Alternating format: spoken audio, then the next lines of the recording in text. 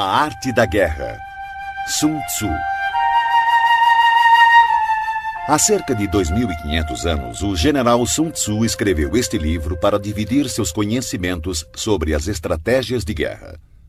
Hoje, este livro tornou-se uma referência para políticos, administradores, gerentes de marketing, técnicos de futebol americano, jogadores de Age of Empires e pré-adolescentes com a pretensão de tornarem-se ninjas.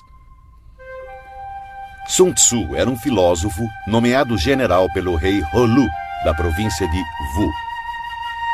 Disse que, sob o comando dos dois, os exércitos de Wu venceram todos os confrontos por 2 décadas. Com inteligência e argumentos muito racionais, o autor expôs a importância do planejamento e da motivação de forma quase poética. A obra Zen realça a importância da paciência mesmo em momentos como a guerra. Além da estratégia, Sun Tzu ressalta a energia como algo fundamental para a vitória.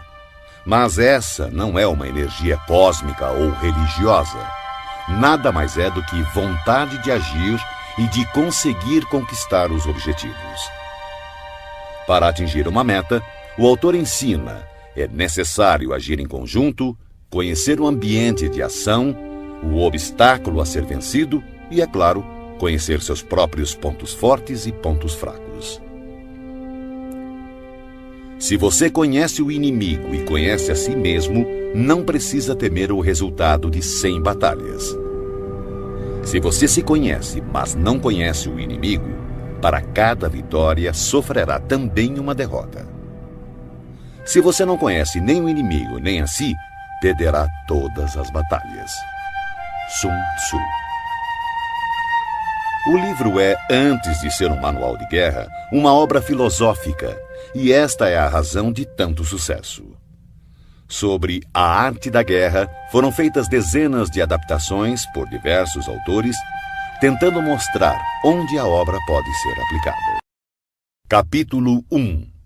Estimativa. Sun Tzu disse: a arte da guerra é questão vital para o Estado. É o âmbito onde a vida e a morte são fundamentadas, um caminho que leva à aniquilação ou determina a sobrevivência. Deve ser examinada com cuidado e nunca negligenciada. A única forma para prever o resultado de uma guerra é analisar a situação com base nos 5 fatores. Primeiro, Tao, caminho. Várias mentes com um único ideal. O caminho que faz o pensamento do povo estar em completa harmonia com o de seus governantes, levando-o a segui-los para viver ou para morrer sem temer nenhum dos riscos. Segundo, clima. É a sombra e a luz, o calor e o frio, o tempo e a sucessão das estações. Aceitar ou desafiar essas condições determinará a vitória militar. Terceiro, terra. Referem-se às distâncias, dificuldades de travessia, condições do terreno para a disposição das tropas. A análise da situação da terra define oportunidades de vida e morte. Quarto, líder. A virtude da sabedoria, integridade, disciplina, coragem e humanidade. Quinto, métodos. Impõe eficiência, controle de gastos, tropas, uma cadeira de comando adequada e suporte logístico. Todos os comandantes que negligenciarem esses 5 fatores estarão fadados ao fracasso. Porém, os que dominarem conquistarão a vitória. Portanto, para prever o resultado de uma guerra, é necessário comparar os 2 lados avaliando suas forças. Para tanto, devemos fazer as seguintes questões. Primeira, qual dos soberanos tem o Tao, caminho? Segunda, qual comandante é mais competente e habilidoso? Terceira, qual dos lados possui vantagens do clima e da terra? Quarta, qual exército segue os métodos e é rigorosamente disciplinado? Quinta, qual lado é mais rigoroso e imparcial ao recompensar e punir? Sexta, qual exército tem a maior força? Sétima. Qual exército possui os oficiais e as tropas mais bem treinados? Através dessas 7 comparações, sei quem ganhará e quem perderá a guerra. Se um comandante estiver atento aos meus conselhos e proceder de acordo com eles, a vitória será certa. Nesse caso, mantenha-o. Se um comandante não a seguir, procedendo em desacordo, será derrotado. Nesse caso, demita-o sumariamente. Sabendo dos ganhos que podem advir dos meus conselhos, tire o maior proveito das condições favoráveis, formulando através delas uma vantagem estratégica para reforçar nossa posição. Há momentos em que a maior sabedoria é parecer não saber nada. Por isso, quando capaz, finja então ser incapaz. Quando pronto, finja grande desespero. Quando perto, finja estar longe. Quando longe, façam acreditar que está próximo. Se o inimigo procurar alguma vantagem, seduza-o com uma armadilha. Se estiver desorganizado, ataque-o e conquiste-o. Se ele for muito poderoso, prepare-se para ele. Se ele possuir forças superiores, evite-o. Se ele for orgulhoso, provoque-o. Se ele for humilde, dê forças à sua arrogância. Se ele estiver descansado, faça-o se desgastar. Se ele estiver unido, separe-o. Ataque-o onde ele se mostrar despreparado. Adote caminhos que sejam para ele totalmente inesperados. O bom estrategista, para vencer uma batalha, faz antes muitos cálculos do seu templo, pois sabe que eles são a chave que o conduzirá à vitória. É calculando e analisando que o estrategista vence previamente a guerra na simulação feita no templo. Capítulo 2. Gerenciamento da guerra. Sun Tzu disse: a arte da guerra é um exército de 1000 carros velozes, 1000 carroções cobertos de couro e 100.000 guerreiros com cotas de malha. A abundância de coisas necessárias para esse exército deslocado sobre uma distância de 1000 li, com gastos no estado e no campo de operações, incluindo enviados ao exterior e conselheiros, matérias e manutenção de carros e armaduras. Somente quando você tiver 1000 peças de ouro para cada dia de guerra, poderá mobilizar 100.000 guerreiros. Evite batalhas duradouras, busque a vitória rápida. Se a vitória custar a chegar, suas armas se desgastarão e as tropas ficarão desmoralizadas e o entusiasmo tende a enfraquecer. Se você sitiar uma cidade, gastará forças. Se seu exército for mantido muito tempo em campo, as reservas do Estado não serão suficientes. O tempo prolongado irá desgastar as armas, desmoralizar suas tropas, exaurir suas forças e consumir todos os recursos disponíveis, abrindo oportunidades para os governantes vizinhos tirarem vantagens e atacar. Então, mesmo contando com os melhores conselheiros, você não conseguirá garantir bons resultados. Assim, em relação às guerras, tenho ouvido falar em precipitação imprudente, mas ainda não vi bom exemplo de inteligência associada a decisões demoradas. Nunca houve Estado que tenha sido beneficiado por uma guerra prolongada. Portanto, o conhecedor dos terríveis e devastadores efeitos e dos perigos de empreender uma guerra está profundamente consciente de como aproveitá-la da melhor maneira e levá-la com rapidez a seu término, atingindo assim as verdadeiras vantagens potenciais de uma guerra.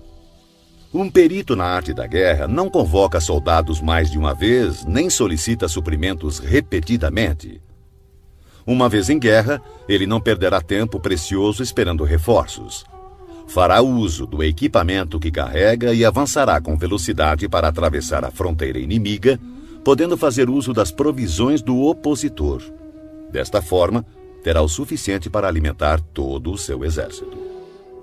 A arte de melhor utilizar o tempo é estar um passo à frente do adversário e vale mais que a superioridade numérica e os cálculos mais perfeitos com relação ao abastecimento.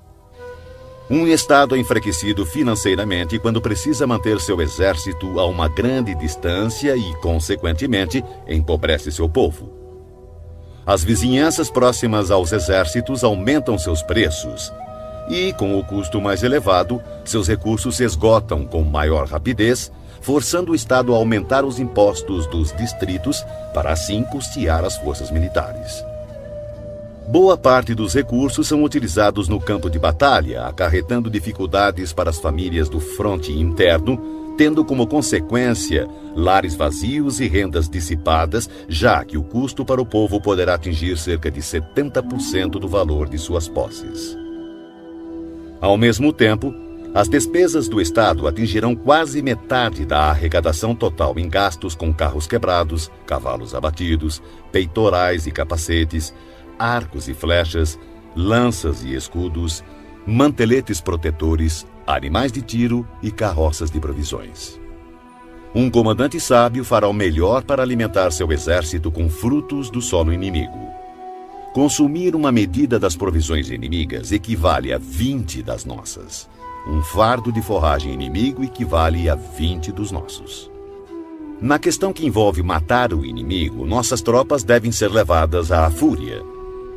Para que fique clara a vantagem de derrotar o oponente, devem também ser recompensadas, pois tirar a riqueza do inimigo é de grande valia para a manutenção das tropas e deve ser usado como objeto de recompensa, de forma a que todos os soldados tenham um forte desejo coletivo e individual de lutar. Porque assim como o que estimula os homens a matar é a fúria, o que estimula a lucrar com o inimigo são os bens materiais. Portanto, nos combates de carros em que forem capturados mais de 10 carros do inimigo, recompense os que capturaram o primeiro deles e substitua bandeiras e estandartes inimigos pelos seus, e então misture com os nossos carros. Eles devem ser usados em conjunto. Todos os soldados capturados devem ser tratados com bondade. A isso se chama aumentar as próprias forças no processo de derrotar o exército inimigo. Na guerra, capítulo 3. Estratagemas. Sun Tzu disse: na arte da guerra, a melhor opção é tomar o país inimigo intacto. Esmagar um país é apenas a segunda melhor opção. O mesmo ocorre com um exército inimigo. Mantê-lo intacto, bem como batalhão, companhia ou simples pelotão de 5 homens, é a melhor opção. Aniquilar um exército, batalhão, companhia ou simples pelotão de 5 homens é apenas a segunda melhor opção. Portanto, conquistar 100 vitórias em 100 batalhas não significa o máximo da excelência. O máximo da excelência é subjugar o exército inimigo sem chegar sequer a combater. Assim, a melhor inteligência militar é atacar as estratégias do inimigo. Em seguida, atacar suas alianças, limitando a junção de suas forças. Depois, atacar seus soldados em seu próprio campo. E a pior de todas as políticas é sitiar cidades muradas. Isso somente deve ocorrer em último caso, quando não houver outra escolha. Pois as condições básicas de combate envolvem 2 elementos preciosos: energia e tempo. Se seu comandante for incapaz de controlar sua ansiedade e enviar tropas de soldados para escalar muros, perderá 1 em cada 3, e ainda assim não tomará a cidade. Esse é o tipo de calamidade que acontece quando se tenta sitiar uma cidade murada. Existem algumas máximas que devem ser consideradas antes de pensar em sitiar cidades e ganhar batalhas. O primeiro de teus cuidados deve ser conservar os domínios do país que serves. Somente quando for imprescindível, deves usurpar o território inimigo para ampliar o de seu governante. Deves garantir primeiro a tranquilidade das cidades de teu próprio país.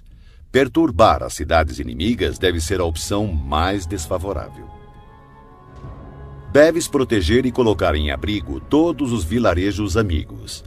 Somente se houver real necessidade, pode avançar contra os vilarejos inimigos. Deves impedir que as choças dos camponeses, bem como suas plantações, sofram qualquer dano. Somente uma extrema penúria deve levá-lo a saquear e devastar as instalações agrícolas de teus inimigos. Deves ter como objetivo buscar a perfeição, tentando conservar intactos os domínios dos inimigos. Somente destruí-lo em caso de extrema necessidade.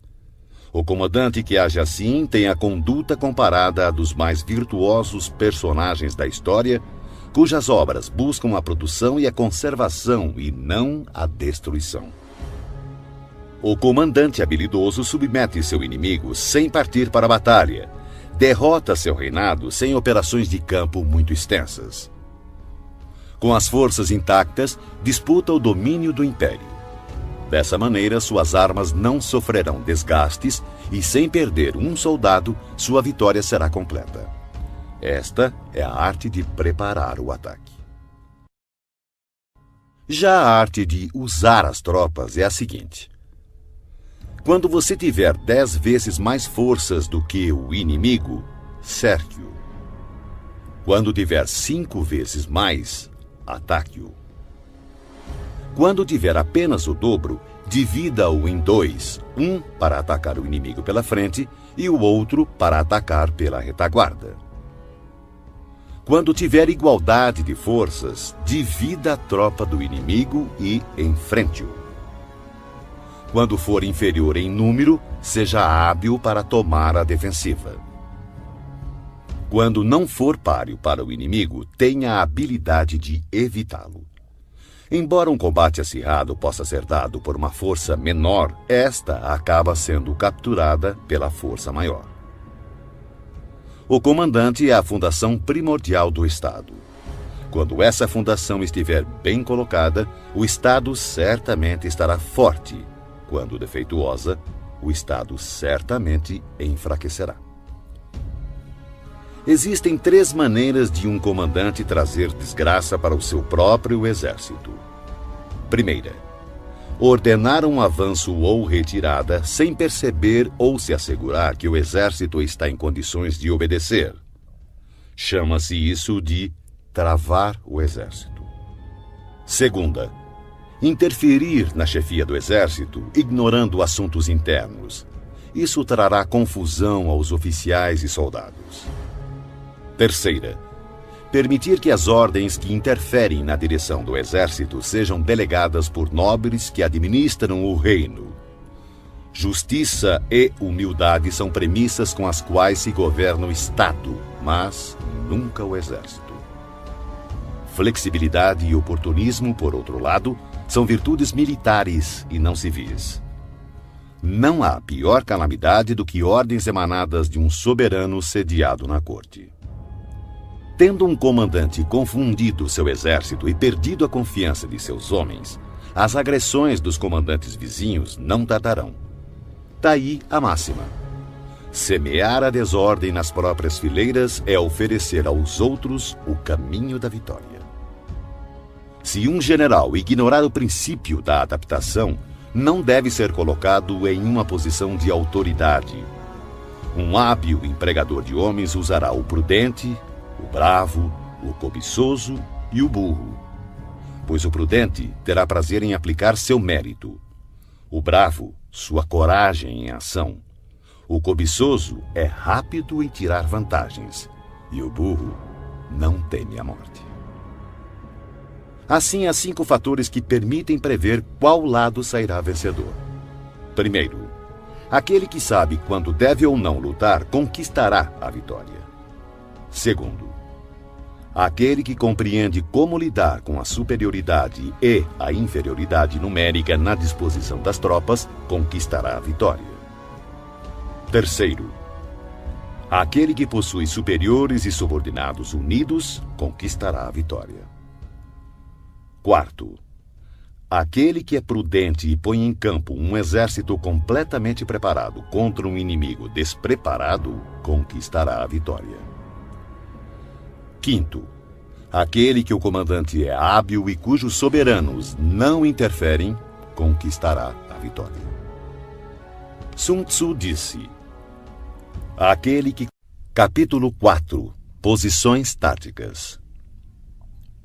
Sun Tzu disse: na antiguidade, o perito em batalha se colocava fora da possibilidade de derrota e esperava que o inimigo expusesse a sua vulnerabilidade. Garantir-nos de não ser derrotado está em nossas mãos, porém a oportunidade de derrotar o inimigo é dada por ele mesmo. Por isso se diz: a invencibilidade repousa na defesa, a vulnerabilidade revela-se no ataque. Manter-se e assumir posição defensiva é porque a força do inimigo é esmagadora, porém lançar-se ao ataque é porque a força do inimigo é deficiente. O especialista em defesa oculta a si mesmo no mais profundo e indecifrável canto da terra. O especialista em ataque desfere o golpe de cima das mais altas esferas do céu. Dessa forma, ele é capaz de, ao mesmo tempo, proteger a si mesmo e alcançar a vitória completa. Ver a vitória apenas quando ela está ao alcance da visão de todos não é o máximo da superioridade. O verdadeiro mérito está em planejar secretamente, deslocar-se subitamente, frustrar as intenções do exército inimigo e finalmente chegar à vitória sem o derramamento de sangue. Pois não requer muita força levantar a penugem de um coelho no outono, nem olhos penetrantes para distinguir o sol da lua, muito menos ouvidos apurados para ouvir o ronco do trovão. Os hábeis comandantes vencem a batalha depois de terem criado as condições apropriadas. Um comandante inteligente não apenas vence, ele se sobressai derrotando o inimigo com facilidade. Eles preveem todas as eventualidades, conhecem as situações do inimigo e não ignoram o que podem fazer e até onde podem ir. A vitória é uma decorrência natural desse saber. Porém, suas vitórias não lhe garantiam nem a reputação de sábio, nem o mérito do homem de valor. Pois o homem comum não dá grande credibilidade a uma vitória que foi obtida longe dos olhos da sua compreensão. Assim eram nossos ancestrais. Não acreditavam que os elogios como corajosos, heróis ou invencíveis fossem um tributo que tivessem merecido. Atribuíam sim seu sucesso ao cuidado extremo que tinham em evitar o menor deslize. O comandante inteligente vence as batalhas evitando cometer erros. É isso que garante a vitória completa, pois significa conquistar um inimigo já derrotado. O comandante hábil assume uma posição tal que não pode sofrer nenhuma derrota. Não negligencia nenhuma circunstância que garanta aniquilar o inimigo. Portanto, um exército vitorioso só entra na batalha depois de ter garantido a vitória, enquanto um exército derrotado só procura a vitória depois de ter entrado na luta. Um comandante vitorioso não permite que as tropas mostrem uma confiança demasiado cega, uma confiança que degenera em presunção. As tropas que sonham com a presunção da vitória são debilitadas pela preguiça. Ao contrário, aquelas que, sem pensar na vitória, exigem o combate, são tropas enrijecidas pelo trabalho, aguerridas, destinadas a vencer. Um especialista no uso de tropas constrói seus fundamentos sobre a doutrina do Tao, seguindo firmemente as normas militares. Assim, estará preparado para ser o árbitro da vitória e da derrota. Depois de uma primeira vantagem, não esmoreças nem dês às tuas tropas um repouso precipitado. Empunha a espada com a mesma rapidez de uma torrente que se precipita de um despenhadeiro.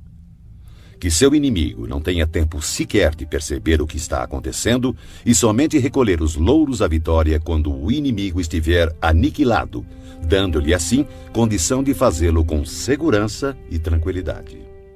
A arte da guerra está baseada em 5 fatores estratégicos: os cálculos, as quantidades, a logística, a balança do poder e a possibilidade de vitória. Todos esses fatores estão ligados entre si. Primeiro, os cálculos estão diretamente ligados aos tipos de terrenos. Segundo, com base nesses cálculos, estimam-se as quantidades de provisões. Terceiro, de acordo com as quantidades de provisões disponíveis, define-se a capacidade da logística. Quarto, a balança do poder está diretamente relacionada à capacidade da logística. Quinto, e, finalmente, a possibilidade de vitória baseia-se na balança do poder. Um exército vitorioso é como o peso de 100 quilos contra outro de alguns gramas. Um exército derrotado é como apenas alguns gramas contra centenas de quilos. O exército que Capítulo 5. Vantagens. Sun Tzu disse: comandar muitos é o mesmo que comandar poucos. Tudo é uma questão de organização.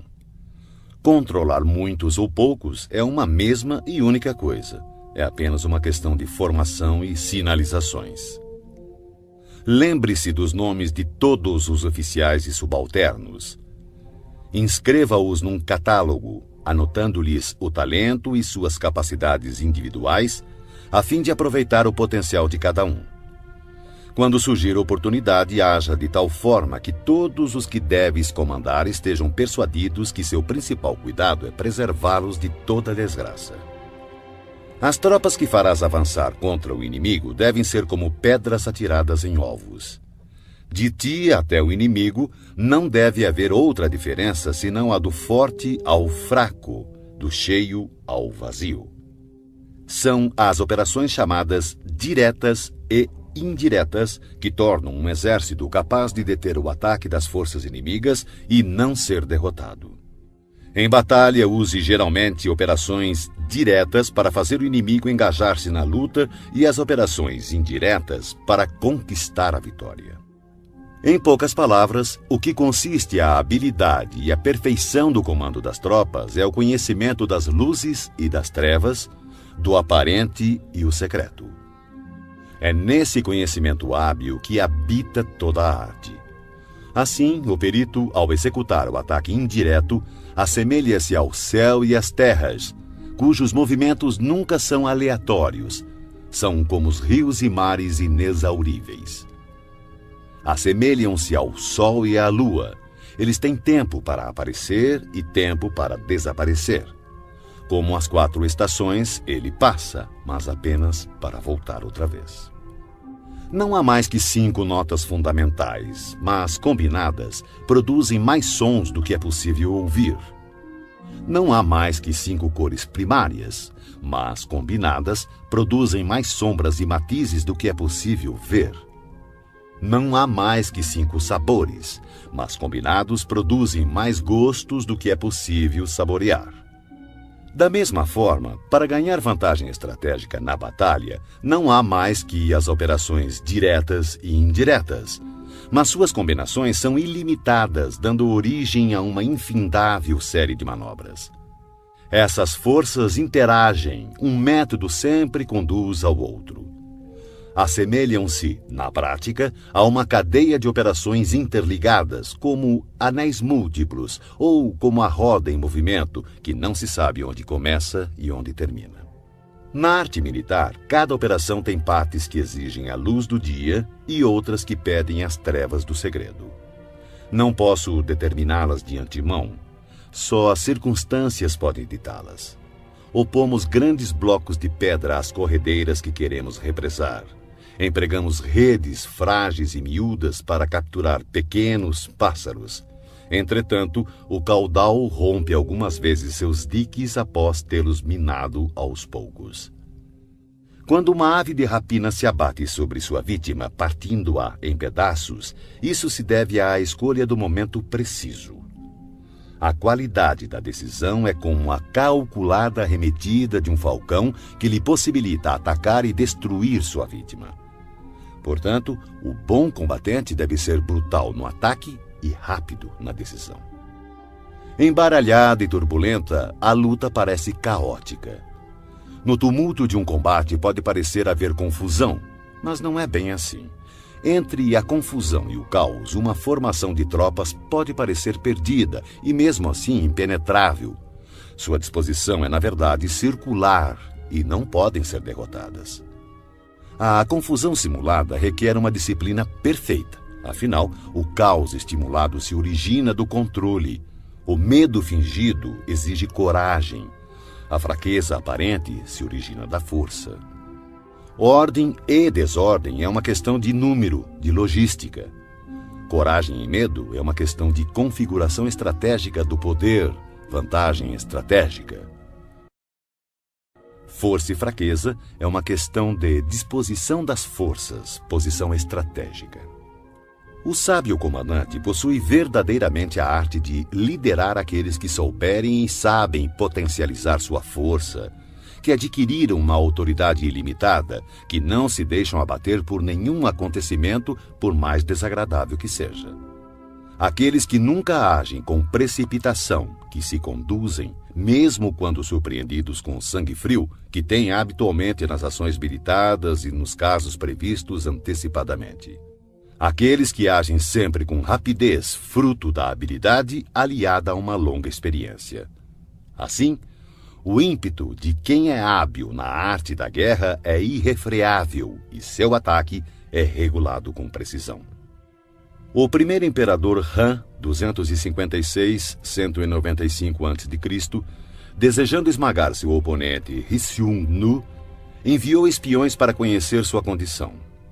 Mas este, sabedor do fato, ocultou com cuidado todos os soldados fortes e todos os cavalos bem alimentados, deixando apenas homens doentes e gado magro à vista. O resultado foi que os espiões, por unanimidade, recomendaram ao imperador que atacasse. O resultado? O imperador Han atacou e foi derrotado. Os espiões viram apenas velhice e doença. Isso, sem sombra de dúvida, é uma dissimulação do inimigo e atacar pode ser imprudente. Assim, quando pretende que o inimigo se movimente, o especialista se mostra e o inimigo certamente o seguirá. Ele ilude o inimigo e este acredita. Agindo dessa maneira, manipula o inimigo e assim espera por ele, armado com toda a sua força. O especialista, quando está em batalha, procura sua vitória na vantagem estratégica, não a solicita aos seus homens. Portanto, deve ser hábil para selecionar os homens certos e explorar o avaro e o tolo, o sábio e o valente, e dar a cada um deles uma responsabilidade adequada ao seu perfil. Jamais designe tarefas a quem não for capaz de cumpri-las. Selecione e dê a cada um responsabilidades proporcionais à sua competência. Em 341 a.C., o estado Xi, em guerra com o Wei, enviou o general Sun, que disse: "O estado Xi tem a reputação de covarde, e por esse motivo nosso adversário nos despreza. Vamos virar essa circunstância a nosso favor." Consequentemente, quando o exército atravessou a fronteira do território Wei, Sun ordenou que fossem acesas 100.000 fogueiras na primeira noite, 50.000 na segunda e apenas 20.000 na terceira. O general do exército Wei, Pang Xuan, ordenou o ataque de maneira vigorosa, pensando: "Eu sabia que os soldados de Sun eram covardes. Seu número já caiu menos da metade." Na sua retirada, Sun chegou a um estreito desfiladeiro que calculou ele seria atacado pelos perseguidores depois do anoitecer. Lá, chegando, tirou a casca de uma árvore e escreveu: "Sob esta árvore, Pang Xuan morrerá." Então, quando começou a anoitecer, colocou um grupo de poderosos arqueiros emboscados nos arredores com uma ordem de atirar diretamente se vissem uma luz. Mais tarde, Pang Xuan chegou ao local e, vendo a árvore, acendeu uma luz para ler o que estava escrito. Seu corpo imediatamente foi crivado por uma saraivada de flechas e todo o seu exército foi preso na confusão. Quem explora a vantagem estratégica envia seus homens para a batalha como se fossem troncos e pedras. A pedra e a madeira não têm movimento próprio. Uma vez que, em repouso, não mexem por si mesmos, mas seguem o movimento recebido. Se forem quadrados, mantêm-se em repouso. Se forem redondos, rolam até... Capítulo 6. Pontos fortes e pontos fracos. Sun Tzu disse: "Para conseguir que a força de seu exército seja semelhante à de uma pedra de moinho chocando-se contra um ovo, Utilize a ciência dos pontos fracos e pontos fortes. Em geral, o exército que primeiro ocupa o campo de batalha para esperar o inimigo estará descansado para o combate. Aquele que chega mais tarde e se precipita para entrar na batalha estará exausto. Assim, o perito em batalhas move o inimigo em vez de ser movido por ele. Para conseguir atrair o inimigo espontaneamente, ofereça-lhe alguma vantagem. Se desejar impedi-lo, é questão de obstruí-lo. Um grande general não é arrastado ao combate, ao contrário, sabe impô-lo ao inimigo. Dessa forma, se o inimigo estiver descansando, fustigue-o. Se estiver bem abastecido de provisões, faça-o ficar faminto. Se acampado silenciosamente, force-o a mover-se atacando em posições que o inimigo deva apressar-se para defender. Marche com velocidade para lugares onde não for esperado. Um exército pode marchar por grandes distâncias sem correr riscos se o fizer por territórios onde não existe presença do inimigo. Atacar com confiança e alcançar os objetivos significa atacar aquilo que o inimigo não está esperando. Do mesmo modo, defender-se com confiança e garantir a segurança de suas posições significa defender onde o inimigo não poderá atacar. Assim, contra o especialista em ataque, o inimigo não saberá onde se defender. Contra o perito em defesa, o inimigo não saberá onde atacar. Aquele que for capaz de atacar das maiores alturas dos céus repentinamente, surpreendendo o inimigo, tornará impossível sua defesa. Assim, os lugares a serem atacados são exatamente os que o inimigo não pode defender. Aquele que for especialista em esconderijos de defesa torna impossível para o inimigo saber seu paradeiro. Assim, os lugares que ele dominar serão exatamente os que o inimigo não poderá atacar. O comandante habilidoso deve lançar mão da arte da sutileza e do sigilo, aprender a ser invisível e inaudível. Dessa forma, terá em suas mãos o destino de seus inimigos. Poderá avançar sem encontrar resistência se fizer isso contra os pontos fracos dele. E recuar se colocando a salvo da perseguição se seus movimentos forem mais rápidos do que de seus adversários. Portanto, se pretendemos nos lançar na batalha, nosso inimigo não terá escolha a não ser nos enfrentar, mesmo que esteja abrigado em altas trincheiras ou fossos profundos, porque atacaremos uma posição que ele precisará defender.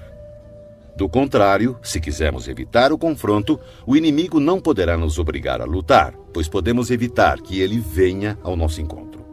Mesmo que as marcas de nosso acampamento estejam esboçadas no chão, precisamos apenas atirar coisas estranhas e inexplicáveis em seu caminho para confundi-lo. Descobrindo a posição do inimigo enquanto ocultamos a nossa, teremos força totalmente concentrada onde ele estiver dividido. Se nosso exército estiver unido enquanto o exército do inimigo estiver fragmentado, atacaremos como um só corpo e seremos muitos contra poucos. Dessa forma, se formos capazes de golpear com uma força superior uma força inferior, usando muitos contra poucos, qualquer um que levamos a lutar estará em situação de desespero. O lugar escolhido para a batalha não deve ser conhecido pelo inimigo, pois assim o inimigo terá de se preparar contra um possível ataque em diversos pontos, e se suas forças estiverem distribuídas para defender muitas posições, qualquer unidade que enfrentarmos será pouco numerosa. Para que o inimigo possa reforçar um número de homens na frente da batalha, consequentemente enfraquecerá sua retaguarda. Se ele reforçar sua retaguarda, sua vanguarda ficará então enfraquecida. Do mesmo modo que, se fortalecer seu lado esquerdo, o direito enfraquecerá. Se fortalecer seu lado direito, o esquerdo ficará enfraquecido. Reforçar todos os lados significa enfraquecer todos os lados. A fraqueza numérica decorre da necessidade de se preparar contra possíveis ataques, à força numérica de obrigar o adversário a fazer esses preparativos contra nossos possíveis ataques. Conhecendo o local e a hora da próxima batalha, podemos nos concentrar a grandes distâncias. Mas se não pudermos prever nem o lugar nem o dia da batalha, então seu lado esquerdo nada poderá fazer a favor do seu lado direito, assim como o direito não salvará o esquerdo, nem tampouco sua retaguarda poderá salvar sua frente de batalha, nem o contrário. E tanto mais será assim quanto mais distante estiverem os seus reforços. Ainda que o inimigo possua a força numérica a seu favor, é possível evitar que ele inicie combate contra nosso exército. Analise os planos de batalha do exército inimigo para ter conhecimento de suas fraquezas e de suas probabilidades de sucesso. Provoque-o para que assim possa descobrir o padrão de seus movimentos. Force-o a revelar-se, de forma que venha a exibir seus pontos vulneráveis. Compare o exército adversário com o seu para poder identificar onde a força é abundante e onde possui maior deficiência. Quando estiver preparado seus arranjos táticos, oculte-os. O máximo da habilidade quando se assume uma estratégia é não ter forma. Se sua forma não for definida, o mais esperto dos espiões não será capaz de compreendê-la, e os mais sábios conselheiros não conseguirão planejar defesa contra ela.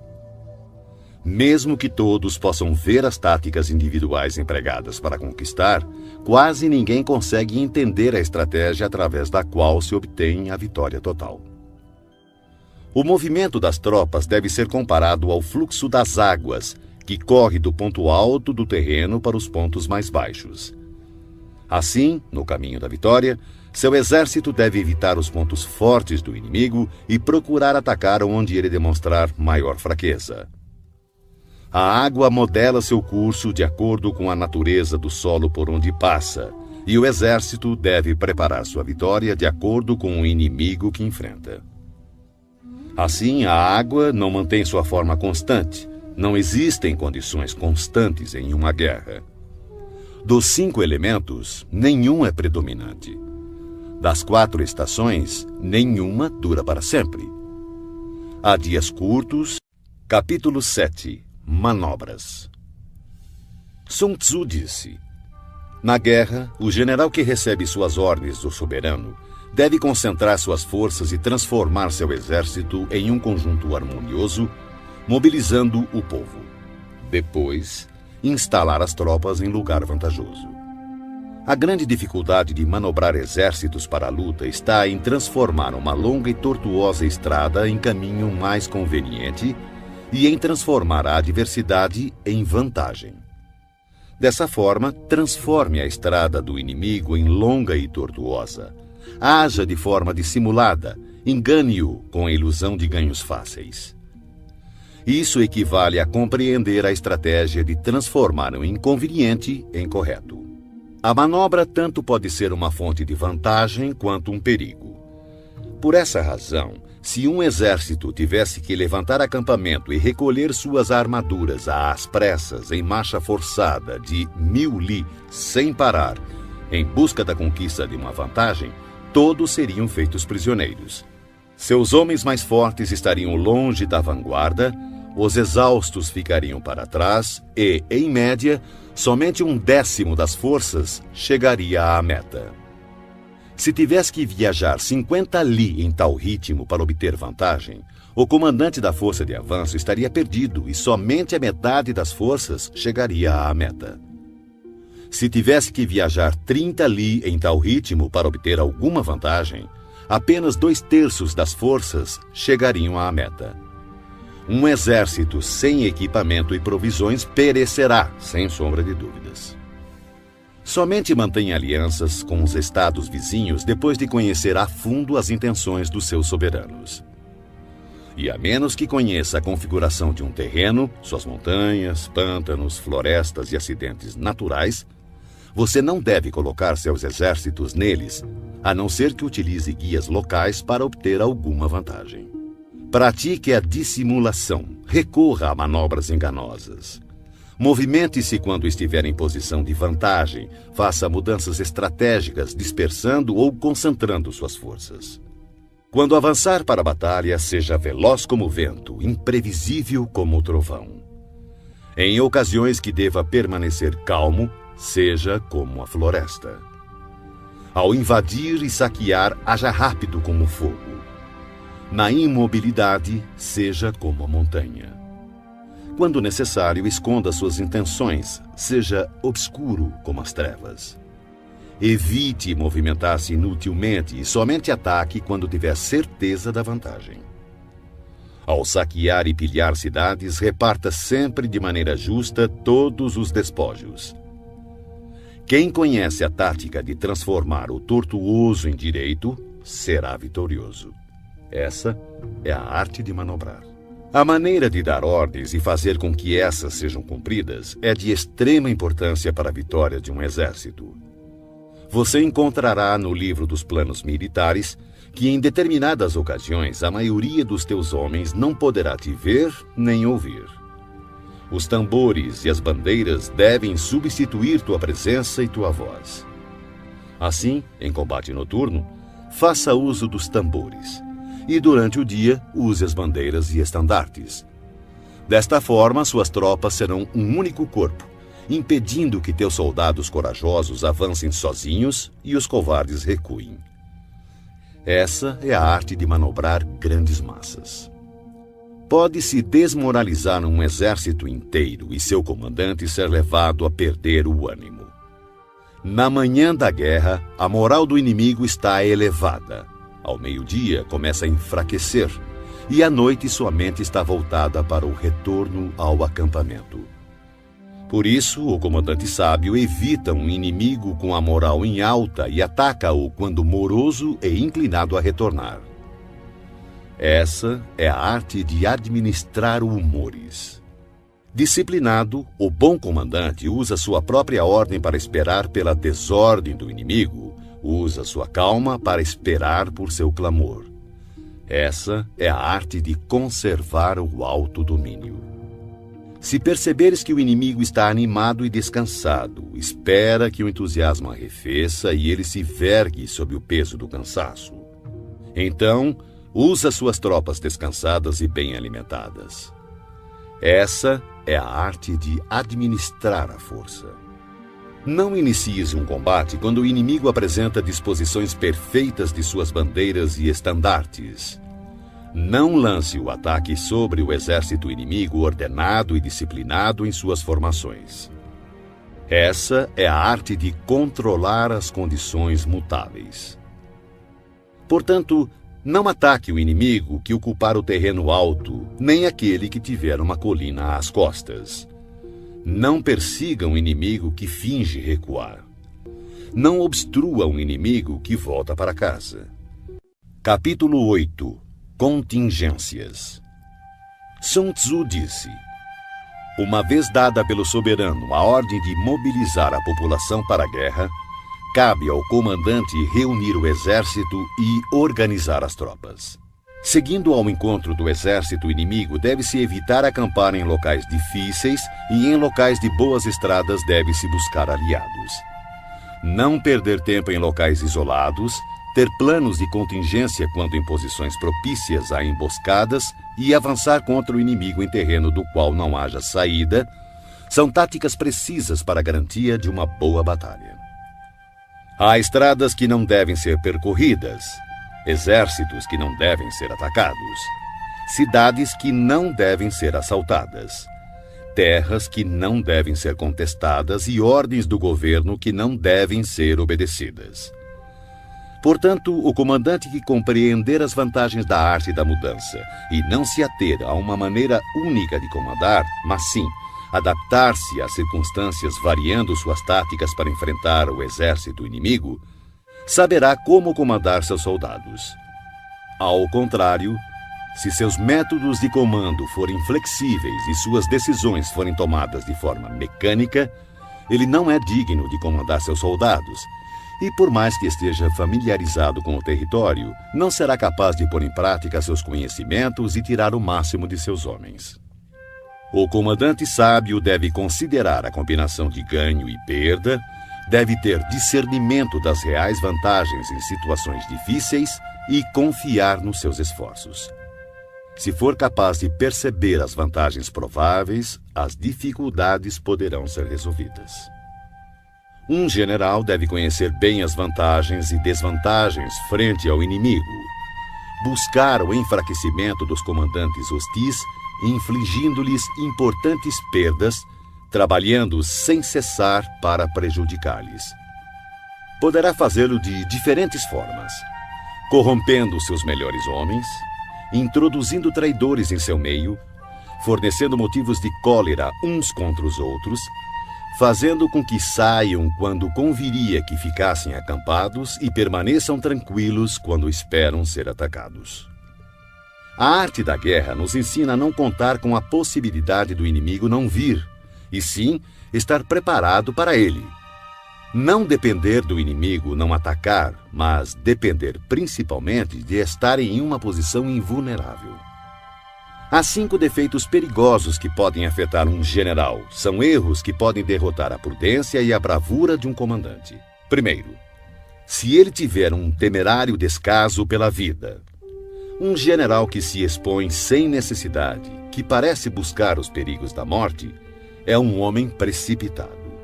Segundo, se ele tiver um cuidado excessivo em conservar a própria vida e por esse motivo não ousa e sim dá mostras de covardia, poderá ser facilmente capturado. Terceiro, se tiver temperamento volúvel.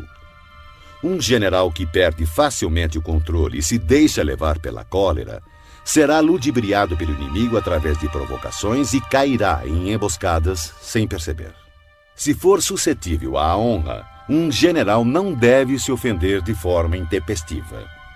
Por querer reparar a honra por qualquer insulto, poderá perdê-la. Quinto, se conservar uma compaixão excessiva por seus soldados.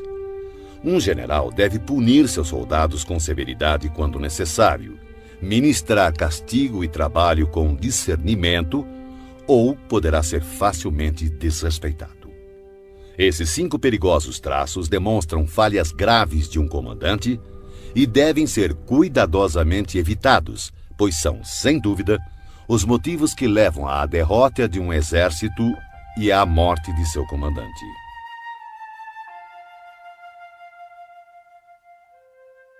Capítulo 9. O Exército em Marcha. Sun Tzu disse: antes de movimentar suas tropas, se informe da posição de seu inimigo. Quando fizer seu exército marchar, atravesse rapidamente as montanhas e fique nas proximidades dos vales. Acampe sempre em terreno alto e em local ensolarado. Quando travar combate em colinas, não suba ao topo para alcançar o inimigo. Sempre que for necessário atravessar um rio, afaste-se rapidamente da margem e jamais o atravesse em presença do inimigo. Caso contrário, o inimigo esteja cruzando um rio, não vá ao seu encontro dentro da água. Espere. E só ataque quando a metade de sua tropa concluir a travessia. Desta forma, terá mais vantagem no combate. Na travessia de pântanos, sua maior preocupação deve ser sair deles o mais rápido possível, pois além da grande dificuldade de conseguir provisões nestes locais, são terrenos baixos e expostos ao ataque. Se for forçado a combater em um pântano, procure ocupar as orlas, evite adentrar no terreno e, se houver floresta nos arredores, situe-se de costas para elas. Em terras planas e secas, procure se posicionar de forma que seu flanco direito e sua retaguarda fiquem próximos de alguma elevação no terreno. A ideia é ter terras perigosas à frente e seguras atrás. Quando estiver com sua tropa em movimento, o mais importante é buscar as vantagens naturais do terreno que estiver ocupando. Em geral, os exércitos preferem os terrenos altos e ensolarados, pois nestes comida e água são mais acessíveis. Essas condições certamente favorecem uma vitória. Quando as chuvas formarem uma torrente e engrossarem os rios, não arrisque a travessia. Espere que as águas retomem seu curso natural. Evite regiões onde há penhascos com rios que correm no fundo, lugares fechados, moitas espessas e gargantas estreitas. E, se não for possível, abandone esses lugares rapidamente. Enquanto nos afastamos, devemos atrair o inimigo para esses locais e talvez ele caia nos perigos que acabamos de nos esquivar. Tenha cuidado também com lugares cobertos de matos e de pequenos bosques, lagos cercados de plantas aquáticas e charcos cheios de junco. São locais próprios para emboscadas e esconderijo de espiões traiçoeiros. Estando perto destes lugares, não se movimente antes de fazer um reconhecimento de toda a área. Portanto, devo afirmar, mais uma vez, que independente do acampamento ser bom ou ruim, deve-se buscar as vantagens de cada terreno. Além disso, deve-se ficar atento ao inimigo, envie espiões ao longo do caminho e decifre todos os movimentos do adversário. Se o inimigo estiver próximo e ainda assim se manter em silêncio, ele não está ocupando uma posição estratégica. Se estiver distante e tentar provocar um combate, ele quer que avancemos. Se ele estiver acampado em terreno plano, com certeza está protegido por alguma vantagem. Se houver movimento entre as árvores de uma floresta, fique atento. Pode ser que o inimigo esteja avançando. Se existirem muitos obstáculos entre os arbustos, ele está tentando nos confundir. Se uma grande quantidade de pássaros levanta voo de súbito, é sinal de uma emboscada. Animais assustados indicam que um ataque surpresa está se formando. Se a poeira ergue-se alta, é sinal de carros de guerra chegando. Quando ela é baixa e se espalha rente ao chão, denuncia a aproximação da infantaria. Se a poeira se levanta em pontos esparsos, mostra que destacamentos estão colhendo lenha para as fogueiras. Algumas nuvens de poeira movendo-se de um lado para outro significa que o exército está montando o acampamento. Sussurros e aumento dos preparativos para a guerra significa que o inimigo avançará. Linguagem violenta e movimento agressivo para frente indicam que ele recuará. Quando os carros leves saem à frente e tomam posições nos flancos, é sinal de que o inimigo está entrando em formação para o combate. Proposta de paz sem que haja retrocesso do exército indica uma conspiração. Se há muita correria com suas tropas em formação, está determinada a hora da batalha. Se uma parte das tropas avançar e outra recuar, o inimigo está tentando nos atrair para uma armadilha. Se os soldados encontram-se curvados e apoiados em suas armas, eles estão fatigados. Se os que, mandados apanhar água, forem os primeiros a beber, significa que o exército está sedento. Se houver uma vantagem e o inimigo não avançar, ele está exausto. Se há pássaros reunidos em algum ponto, a posição está desocupada. Provavelmente o inimigo abandonou secretamente seu acampamento. Quando há gritos na noite, é sinal que o inimigo está assustado. Se há confusão no acampamento, o comandante tem pouca autoridade.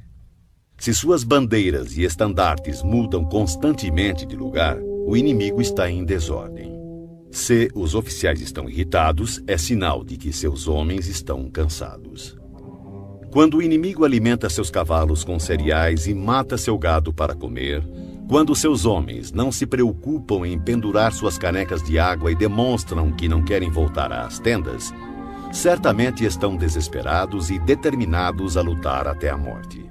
Quando há soldados sussurrando em grupinhos e seu comandante falando em voz mansa e vacilante, revela inimizade entre superiores e subordinados. Recompensas em demasia significam problemas. Se o comandante teme pressionar seu exército por conta de motins e oferece gratificações para manter seus soldados de bom humor, certamente ele perdeu o respeito de seus homens. Quando há castigos em excesso, o inimigo enfrenta dilemas terríveis com o relaxamento da disciplina, podendo o comandante perder o controle e irromper violentamente contra seus subordinados para obrigar-lhes a cumprir o dever. Se os soldados forem punidos antes mesmo de se afeiçoarem ao chefe, não demonstrarão respeito. Portanto, os soldados devem ser tratados primeiramente com humanidade, porém, mantidos sob controle e disciplina. Isso irá garantir sua lealdade. Para isso, os comandos devem ser consistentemente reforçados durante o treinamento. Por fim, Se o inimigo enviar um emissário com palavras conciliadoras, ele quer cessar as hostilidades. Atenção ao inimigo enraivecido que está preparado para confrontar-se com você por longo período sem travar batalha nem abandonar sua posição. Considere-o com o maior cuidado. Em uma guerra, devemos ter claro que não são os números que proporcionam a vantagem de um exército sobre o outro. Capítulo 10. O terreno. Sun Tzu disse: a superfície da terra apresenta uma infinidade de lugares. Deves fugir de alguns e buscar outros. Todavia, deves conhecer bem todos eles. Os tipos de terrenos incluem o acessível, o complicado, o indeciso, o estreito, o acidentado e o distante. O primeiro terreno citado, o acessível, é aquele em que ambos os exércitos podem se aproximar livremente. Portanto, levará vantagem aquele que primeiro ocupar um nível mais alto do lado ensolarado e ter estabelecido linhas de abastecimento adequadas. O terreno que permite o avanço e dificulta a retirada é o mais complicado. De uma posição dessas, se atacarmos o inimigo quando ele não estiver devidamente preparado, poderemos derrotá-lo. Porém, se ele estiver preparado e não conseguirmos derrotá-lo, seremos pressionados a bater em retirada, então teremos grandes problemas. O terreno indeciso é aquele que oferece desvantagens tanto para o nosso lado quanto para o lado do inimigo. Neste terreno, mesmo que o inimigo tente nos atrair, é prudente abandonar a posição e recuar, atraindo por sua vez o inimigo. Então, quando parte de seu exército tiver saído, poderemos atacar com vantagem. Na passagem estreita, ou desfiladeiros, terá vantagem quem primeiro a ocupar e guarnecê-la completamente, ficando à espreita do adversário. Se o inimigo estiver com essa vantagem, não devemos seguir atrás dele. Somente quando ele falhar e a passagem estiver mal protegida é que devemos atacar. Em terreno alto e acidentado, do mesmo modo, se pudermos ocupá-lo primeiro, devemos nos posicionar na parte mais alta do lado ensolarado e esperar pelo inimigo. Se o inimigo conquistou essa vantagem, devemos abandonar nossa posição e bater em retirada. Por fim, quando os exércitos estiverem posicionados a grandes distâncias um do outro e suas vantagens estratégicas forem semelhantes, não será fácil provocar um combate. Por outro lado, levar a batalha até o inimigo não trará nenhuma vantagem. Esses 6 princípios que definem o uso do terreno devem ser do conhecimento total e da responsabilidade do comandante. Shang Yu conta a seguinte passagem de Pei Hsing Xian, 619-682 d.C., mandado numa expedição punitiva contra as tribos Turkic. Ao crepúsculo, como de costume, montou seu acampamento, fortificando-o posteriormente com paliçada e fosso, quando, de repente, determinou que o exército mudasse as instalações para uma colina próxima. Essa decisão desgostou muito seus oficiais, que protestaram aos brados contra o esforço extra que os soldados iriam despender. Pei Hsing Xian, todavia, não ligou para as reclamações e fez o acampamento ser transferido o mais depressa possível. Na mesma noite, caiu uma forte tempestade inundando o local anterior do acampamento, que ficou sob 4 metros de água. Os oficiais ficaram espantados com o acontecido e confessaram seu erro. Como soube que ia acontecer? Perguntaram. Pei Hsing Xian respondeu: daqui por diante, contentem-se em obedecer às ordens sem fazer perguntas desnecessárias. Durante uma guerra, um exército pode ficar exposto a situações de calamidade que não são decorrentes de causas naturais, mas sim são decorrentes de erros cometidos por seu comandante. São elas fuga, insubordinação, colapso, ruína, caos e derrota. Nos casos em que as vantagens estratégicas de ambos os lados forem praticamente as mesmas, atacar o inimigo que tem um exército 10 vezes maior que o nosso poderá resultar em fuga. Quando os soldados rasos são muito mais fortes que seus oficiais, o resultado é a insubordinação. Caso contrário, quando os oficiais são fortes e suas tropas são fracas, o resultado é o colapso. Se os oficiais dos batalhões forem insubordinados e tiverem o temperamento volúvel, sendo facilmente dominados pela ira e, por conta disso, levados a manobras não autorizadas de modo que o comandante não tenha conhecimento da força de suas próprias fileiras, o resultado será a ruína. Quando o comandante demonstrar fraqueza, não tiver autoridade, suas ordens não forem claras e seus oficiais e tropas forem indisciplinados, o resultado será o caos e desorganização absoluta. Se um comandante negligenciar as forças do exército inimigo e assim permitir que uma tropa enfraquecida enfrente a elite do adversário e ainda operar sem uma vanguarda de tropas de choque, o resultado será a derrota total do seu exército. São essas as 6 formas de atrair a derrota e estão em total responsabilidade do comandante. A formação natural da região e a posição estratégica de um exército são os grandes aliados em uma batalha. Mas a capacidade de avaliar o inimigo, de criar condições para se chegar à vitória e de calcular astutamente as dificuldades, perigos e distâncias constitui o teste de um grande comandante. Quem conhecer esses fatores e os colocar em prática de forma adequada será vitorioso. Aquele que lutar sem isso, certamente será derrotado. Desta forma, se tiver certeza que o caminho da batalha garante a vitória, então você deve lutar, mesmo contra a decisão de seu soberano. Mas, se o caminho da batalha não assegura a vitória, então não deve lutar, mesmo com ordem do seu governante. O comandante que segue para a guerra sem ter como prioridade fama pessoal e recua sem temer o descrédito, aquele cuja preocupação for proteger seu povo e prestar um bom serviço ao seu soberano, é um tesouro nacional. Se o comandante trata seus soldados como se fossem seus filhos, por recompensa eles o seguirão até os vales mais profundos e o defenderão com a própria morte. Porém, se o comandante for generoso, mas incapaz de fazer valer sua autoridade, seus soldados serão como crianças mimadas e ficarão inúteis. Se soubermos que nossas tropas estão prontas para atacar, mas ignorarmos que o inimigo não está vulnerável, chegaremos apenas a meio caminho da vitória. Saber que o inimigo está vulnerável, mas ignorar se nossas tropas podem atacar para vencer, reduzem à metade nossas chances de vitória. Saber que o inimigo está vulnerável e que nossas tropas estão prontas para atacar e vencer, e ainda assim ignorarmos que o terreno não nos favorece, novamente reduz nossas chances de vitória. Portanto, quando o soldado experiente se mover, nunca ficará desorientado e quando partir para a ação, não encontrará limites. Por isso se diz: se você conhece o inimigo e a si mesmo, a vitória não estará em risco. Se você conhece o terreno e as condições naturais, a vitória poderá ser completa.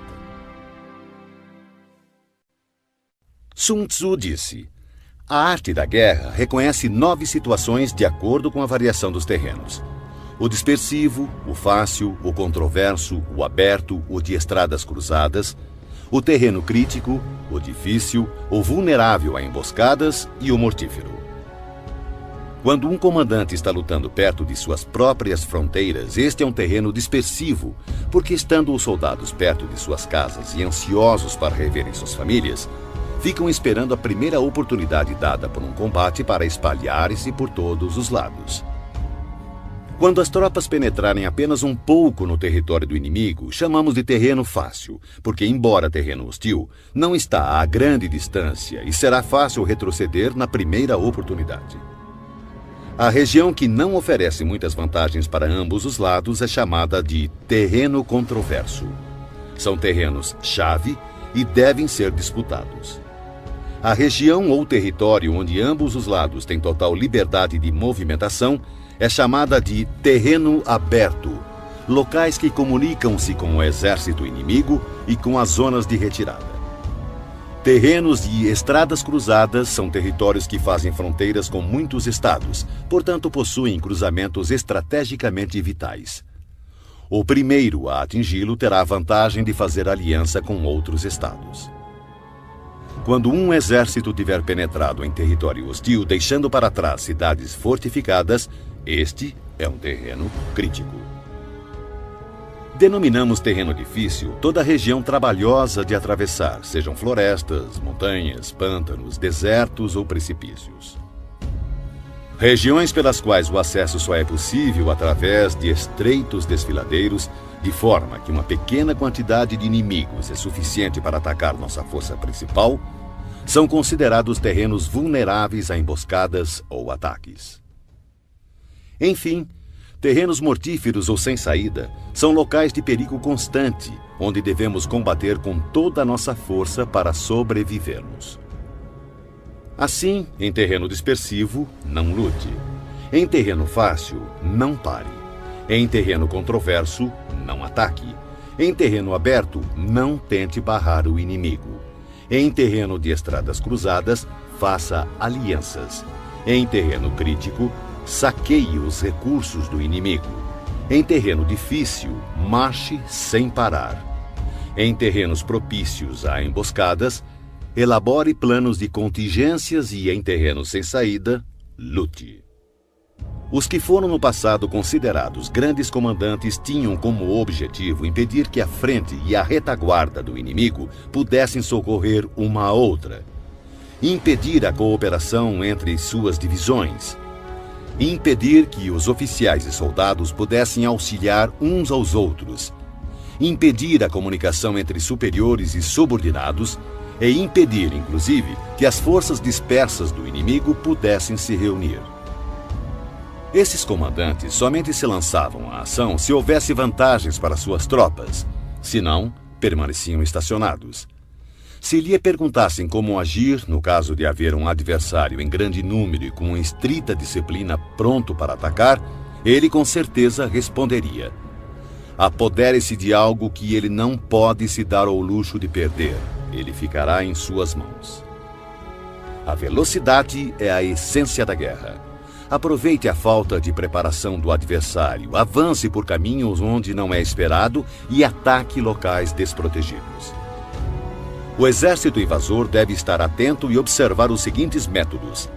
Quanto mais profundo penetrar em território inimigo, maior deverá ser a solidariedade entre os soldados. Dessa forma, os defensores não levarão a melhor. Saqueie os campos férteis do inimigo para suprir suas tropas de alimentos. Cuide do bem-estar de seus homens e não os sobrecarregue. Mantenha seu exército sempre em movimento. Coloque suas tropas em situações sem saída. Seus homens preferirão morrer a fugir. Uma vez lutando desta forma, darão o máximo de si e não terão medo, mesmo se caírem no mais desesperado cerco. Se não houver onde se refugiarem, todos continuarão firmes. Assim, sem precisar ser mandados, seus homens estarão em constante alerta, cumprirão seus deveres e serão fiéis e disciplinados. Portanto, no dia em que esses homens forem ordenados a partir para o combate, talvez chorem, porém não por medo, mas porque todos estão dispostos a vencer ou morrer. Em 73 d.C., quando Pan Shao chegou a Shang Quang, rei do país, recebeu-o a princípio com grande polidez e respeito. Mas, logo após, seu comportamento sofreu uma mudança súbita e ele tornou-se descuidado e indiferente. Pan Shao comentou com seus oficiais: repararam que os modos educados de Quang sumiram? Só pode significar que chegaram mensagens dos bárbaros do norte e que Quang ficou indeciso, sem saber de que lado se põe. Certamente é esse o motivo. O homem inteligente pode perceber as coisas antes delas acontecerem. Chamou imediatamente um dos nativos que fora posto ao seu serviço e preparou-lhe uma armadilha. O homem acabou revelando tudo. Pan Shao convocou uma reunião geral de seus oficiais e começou bebendo com eles. Quando o vinho lhes havia subido ligeiramente à cabeça, testou mantê-los mais excitados, falando-lhes assim: senhores, estamos no interior de uma região isolada, ansiosos por obter riquezas e glórias através de uma grande proeza. Ora, Acontece que um embaixador do Ryushun-nu chegou a este reino há apenas alguns dias, e o resultado foi que o trato respeitoso que nos foi dado pelo nosso anfitrião real desapareceu. Se esse enviado dominá-lo, tomar nossa força e levar-nos para Ryushun-nu, nossos ossos serão pasto dos lobos do deserto. Que faremos? Unanimemente, os oficiais responderam: diante do perigo de vida que corremos, seguiremos nosso comandante vivos ou mortos. Não se alcança sucesso nas batalhas a menos que os soldados tenham sagacidade e objetivos em comum e, mais importante ainda, espírito de cooperação. A causa primária pela qual deve-se conduzir um exército é estabelecer um padrão unificado de coragem. Assim, o bom comandante conduz suas tropas como se conduzisse um homem pela mão. Dessa forma, essa pessoa não pode deixar de segui-lo. Um grande comandante deve ser calado, assegurando o sigilo. Deve ser justo e honesto, mantendo a ordem. Deve manter o povo na ignorância quanto aos seus planos. Alterando seus planos, ele mantém o inimigo no escuro. Mudando seu acampamento, evita que o inimigo preveja seu objetivo. No momento crítico, age como se, após subir uma grande altura, joga-se a escada fora, leva seu exército para o interior do território inimigo. Ao invadir um terreno hostil, a regra geral é que penetrar profundamente no território do exército inimigo dá coesão. E se a invasão for superficial, mais facilmente seus homens se dispersarão. Quando sair de seu próprio terreno e levar suas tropas além de suas fronteiras, você estará em terreno isolado.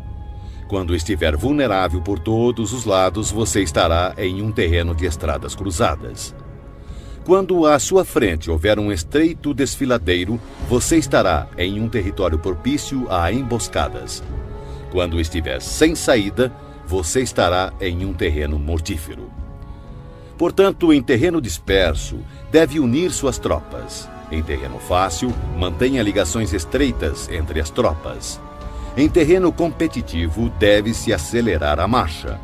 Em terreno aberto, dê mais atenção à defesa. Em cruzamento, reforce as alianças. Em terreno crítico, mantenha uma linha permanente de abastecimento. Em terreno difícil, continue sempre avançando. Em terreno vulnerável, bloqueie as passagens de acesso. E, finalmente, em terreno mortífero, lute até a morte. Antes de firmar aliança com estados vizinhos, procure conhecer as intenções de seus soberanos. E somente disponha seu exército nessas terras com o auxílio de um guia local, pois é preciso estar familiarizado com a geografia do local a fim de transformar empecilhos naturais em vantagens estratégicas. A seguir, fatores que não devem ser ignorados por um exército digno de um rei. Ofereça recompensas grandiosas, dê ordens extraordinárias e você comandará o exército inteiro como se fosse um único homem. Dê tarefas às tropas, mas não revele suas reais intenções. Coloque-os frente a frente com o perigo, mas não revele as vantagens. Coloque suas tropas em situações de vida ou morte, em terrenos sem saída. Só assim continuarão vivos. Somente quando se encontram em real perigo, os homens aprendem a transformar derrota em vitória. O sucesso da guerra está em estudar cuidadosamente as intenções do inimigo. Se ele mostra inclinação para avançar, atraia-o. Se deseja recuar, deixe que ele leve adiante sua intenção. No dia em que for feita a declaração de guerra, bloqueie todas as passagens, destrua os registros oficiais e proíba qualquer contato com emissários do inimigo. Reveja todos os seus planos com urgência e rigor e finalize sua estratégia. Se o inimigo mostrar alguma vulnerabilidade, avance sobre ele. Conquiste algo que seja de grande importância para seu adversário e não permita que ele saiba qual será o momento de seu ataque. Siga a estratégia determinada, mas procure se adaptar aos movimentos do exército inimigo para garantir o resultado da batalha. A princípio, procure exibir a timidez de uma modesta e humilde donzela, e então o inimigo abrirá suas portas. Depois, imite a velocidade de uma lebre apressada, e será tarde demais para que o exército inimigo possa mostrar alguma reação ou oposição.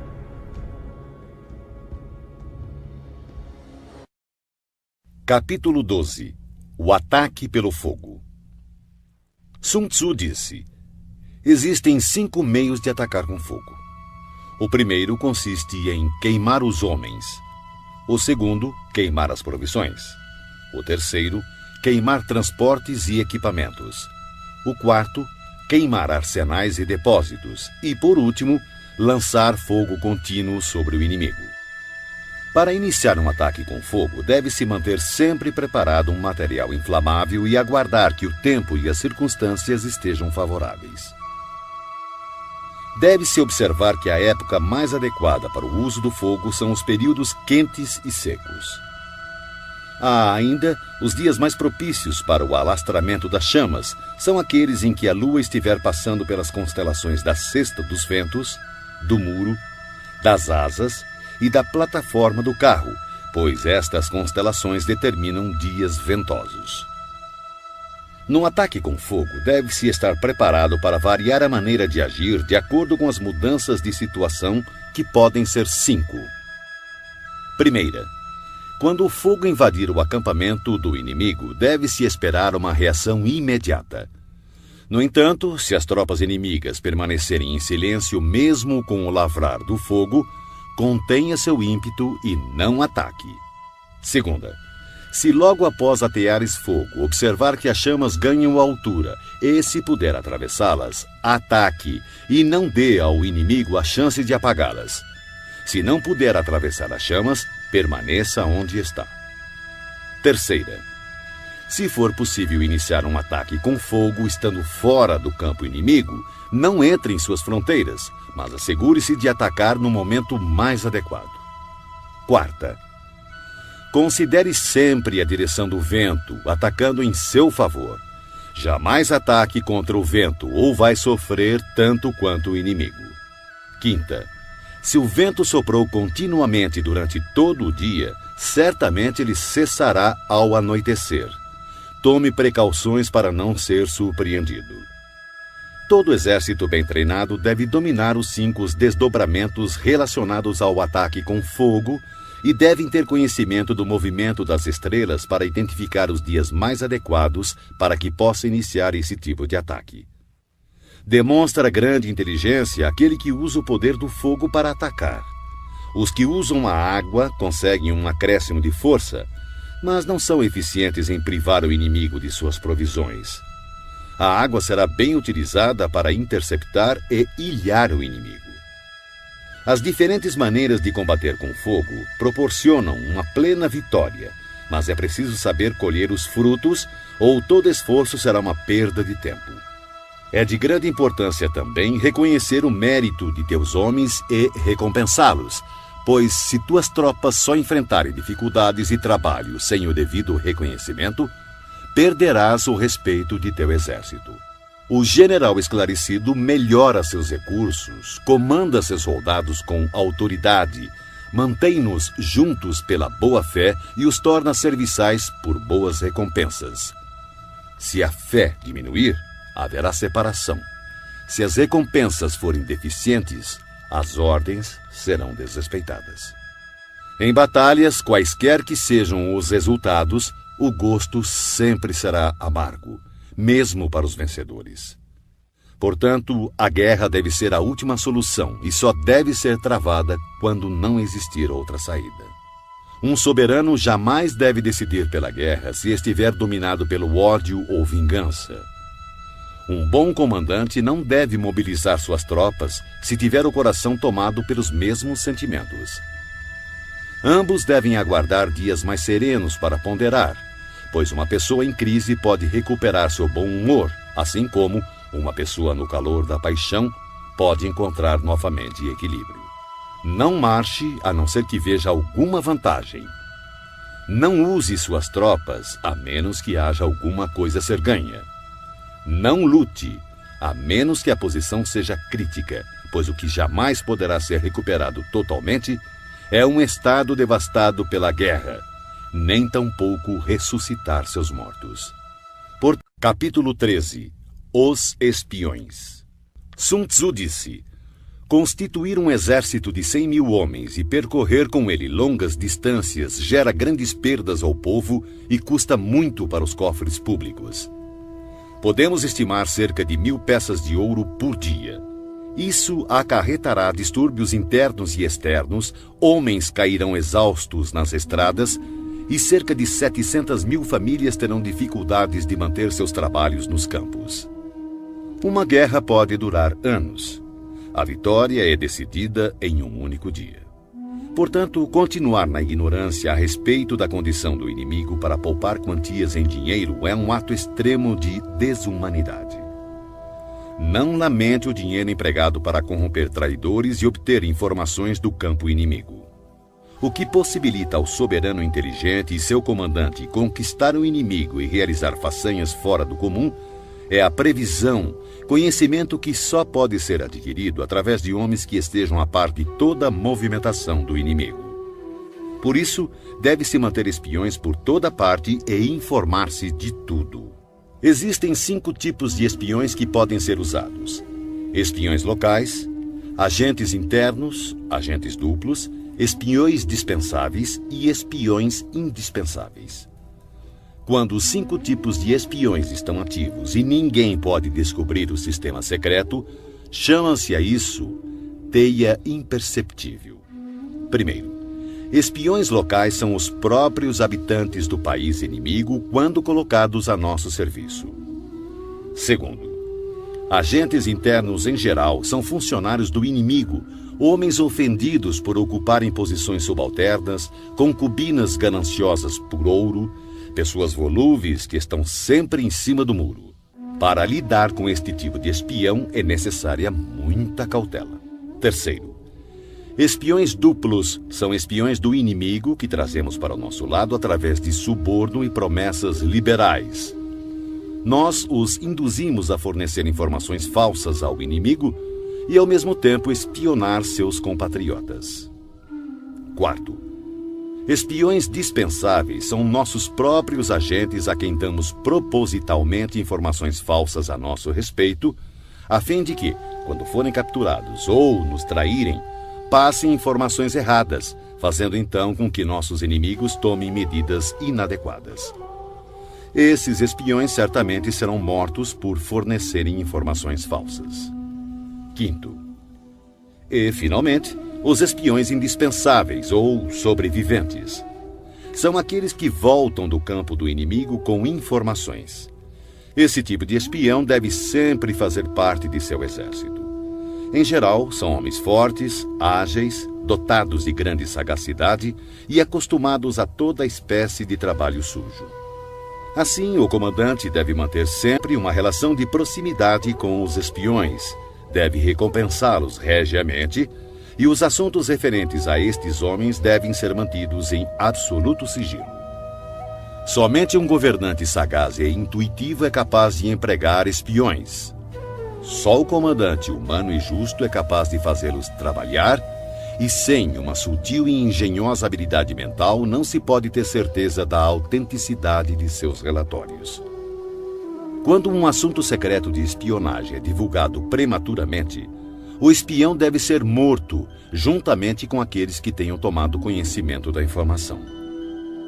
De maneira geral, se o objetivo for esmagar um exército, sitiar uma cidade ou assassinar alguém, é necessário obter a identidade do comandante das tropas de defesa, seus ajudantes e conselheiros, os guardas encarregados dos portões e as sentinelas.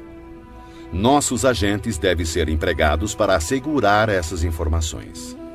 É de extrema importância localizar as pessoas enviadas como espiões pelo inimigo. Se cuidarmos delas com generosos subornos, podemos empregá-las como agentes duplos e, através destes, poderemos recrutar espiões locais e agentes internos. Além disso, é a partir do trabalho dos agentes duplos que saberemos quais falsas informações devemos passar aos espiões dispensáveis para que transmitam ao inimigo. E com base no que obtivermos dessas mesmas fontes, poderemos completar as missões dos agentes indispensáveis. Desta forma, os espiões duplos devem ser tratados com a maior generosidade, pois eles são a chave de todo o serviço de espionagem. Os espiões são peças de fundamental importância em uma guerra, porque a capacidade de movimentação eficiente de um exército depende do serviço secreto destes agentes. Portanto, o soberano esclarecido e o comandante hábil, por serem capazes de atrair pessoas de extrema inteligência para se tornarem seus espiões, estarão destinados a grandes conquistas.